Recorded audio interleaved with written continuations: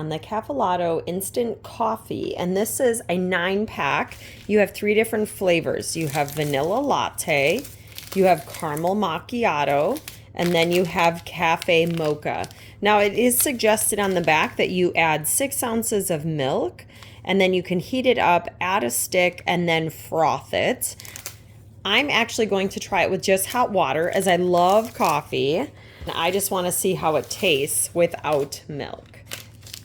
And then I will share my other reviews on the other flavors. Otherwise, that's how it goes. Just open it up. We're going to go ahead and froth this. Now, I personally love this rechargeable frother. So if you're looking for a frother and you don't want to have to keep buying batteries, I definitely recommend that.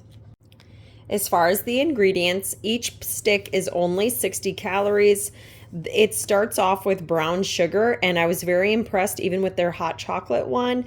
There's only 11 grams of sugar, 15 grams of carbs in these. So it's the brown sugar is your first ingredient, then you've got the instant coffee, and then obviously for the vanilla latte, you have vanilla powder.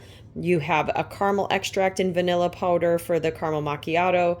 And then for the mocha, you're going to have a cocoa type powder in here. And so upon first taste of the instant coffee with the vanilla, it's sweet. You can taste the vanilla and you can also taste the coffee. Next, I'm going to try the cafe mocha with some coconut milk. And here you can actually kind of see how much powder. And we'll go ahead and froth this. The cafe mocha is really good in the almond milk as well.